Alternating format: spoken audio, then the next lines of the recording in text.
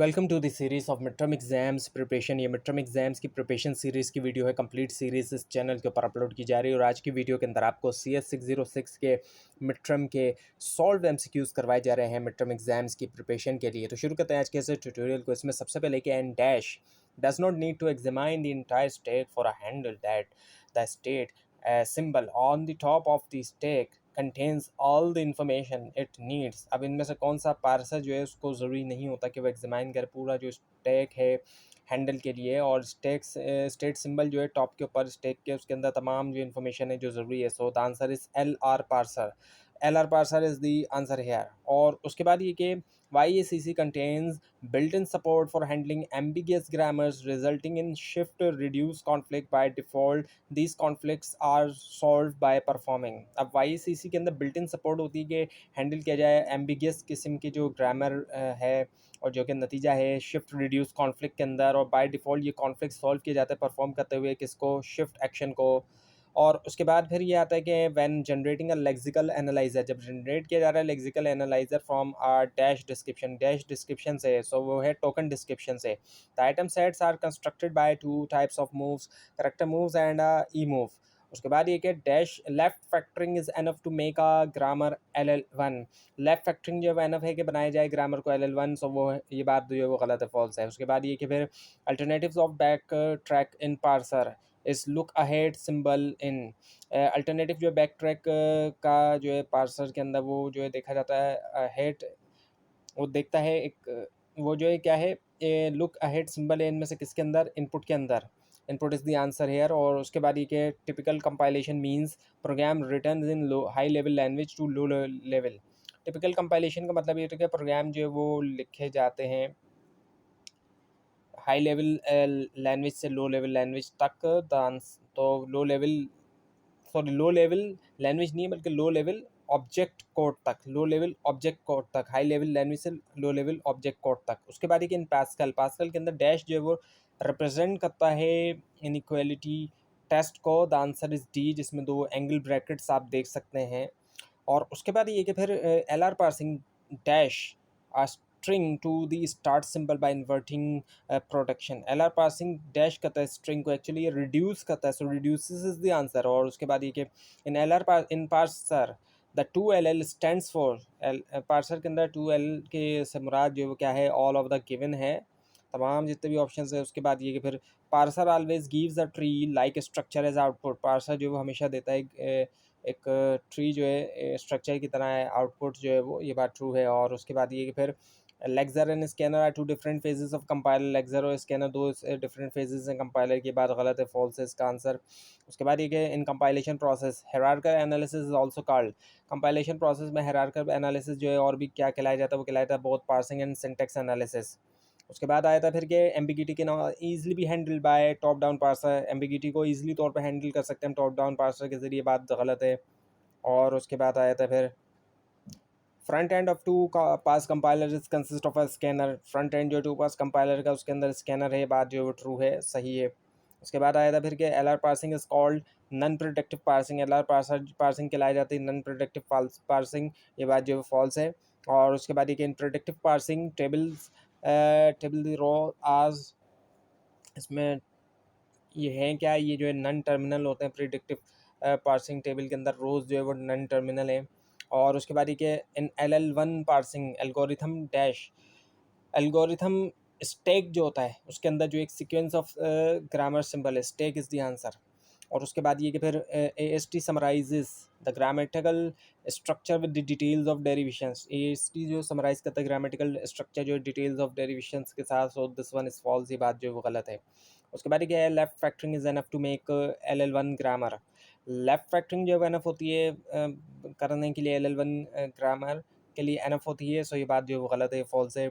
और उसके बाद ये कि a grammar is LR if a dash, एक ग्रामर जो है LR हो अगर वो जो है क्या करें, शिफ्ट करे reduce parser if dash, actually sorry. अब ये बात हो रही कि अगर एक ग्रामर जो LR है, अगर लेफ्ट टू राइट जो है इसका आंसर है, left to right shift reduce parser can recognize handle.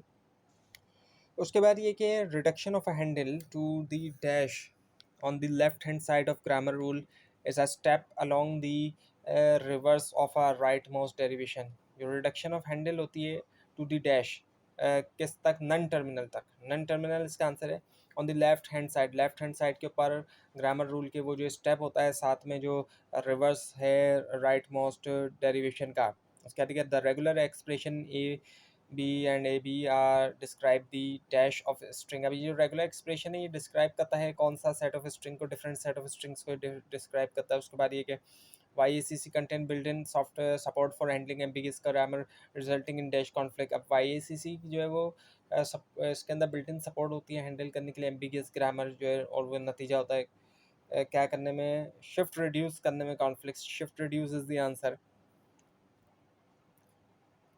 उसके बाद क्या, लेक्सिकल एनालाइजर।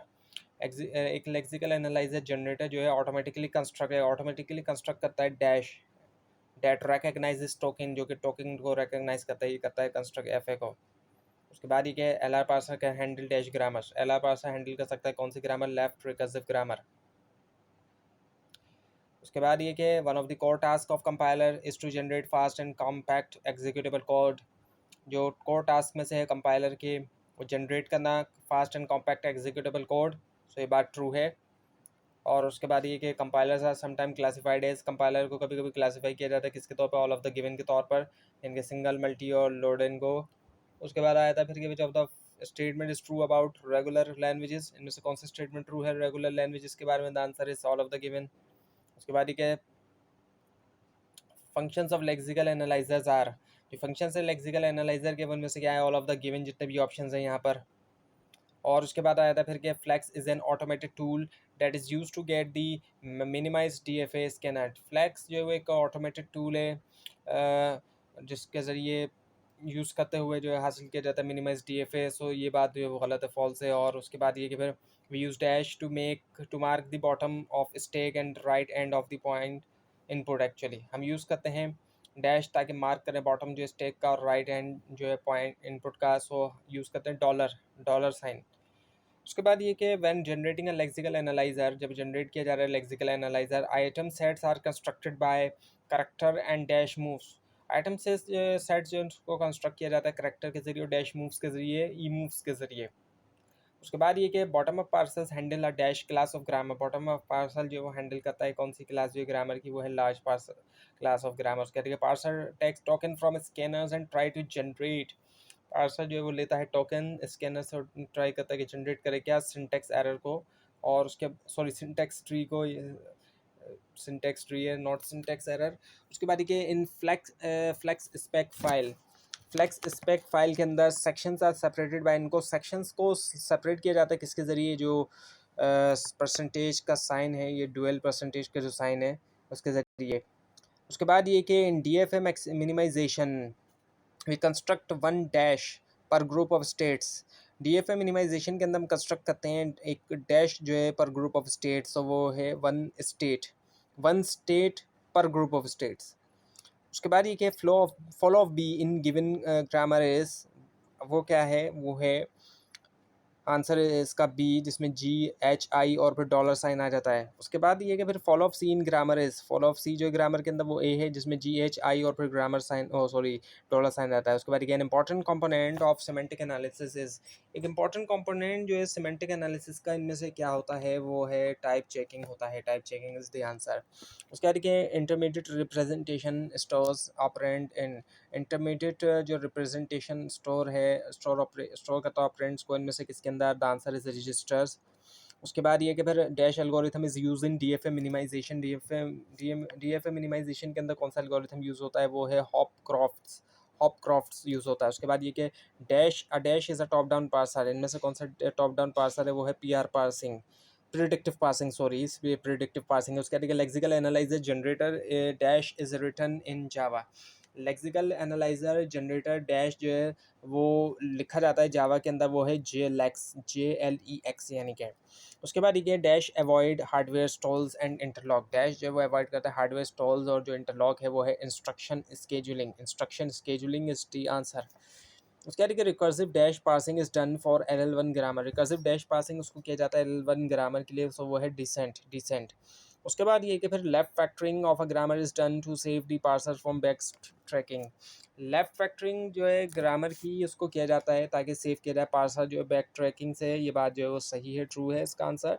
उसके बाद ये responsibility of dash is to produce fast and compact code. Dash की रिस्पॉन्सिबिलिटी होती है कि प्रोड्यूस किया जाए फास्ट और कॉम्पैक्ट कोड भी, वो है इंस्ट्रक्शन सिलेक्शन। इंस्ट्रक्शन सिलेक्शन है। उसके बाद optimal register allocation is an N P hard problem. Optimal register allocation जो वो एक एन पी हार्ड प्रॉब्लम है, सो दिस इज़ ट्रू। उसके बाद एक front end of two pass compiler takes dash as input. Front end जो है two pass compiler का डैश जो है वो लेता है इनपुट के तौर पर, सो वो है सोर्स कोड को लेता है। उसके बाद in three pass compiler dash is use for code optimization. Three pass compiler में डैश जो यूज़ किया जाता है कोड ऑप्टिमाइजेशन के लिए, वो है मिडिल एंड। और उसके बाद ये dash of two pass compiler includes instruction selection, register allocation, instruction scheduling. Dash जो टू पास कंपाइलर का उसमें शामिल instruction selection, register allocation, instruction scheduling, ये है बैक एंड जो होता है। उसके बाद ये N F A is easy to implement as compare to D F A के मुकाबले में एन एफ ए ईजी होता है इम्प्लीमेंट करने के लिए, बात गलत है। उसके बाद ये इन बैक एंड मॉड्यूल के अंदर optimal register allocation uses, optimal register allocation use करता है, इनमें से क्या है, वो है N P complete. Answer is N. तो ये थी आज की वीडियो। आपको इस बारे में कोई क्वेश्चन है, खासतौर पे इसमें कोई मिस्टेक दिखाई दे, ज़रूर हाईलाइट कीजिए। और इस पूरी सीरीज़ को देखने के लिए और मिड टर्म और फाइनल टर्म एग्जाम्स की प्रिपरेशन के लिए इस चैनल को सब्सक्राइब कीजिए, बेल आइकन के ऊपर क्लिक कीजिए। Thanks for watching this video and best of luck for your exams.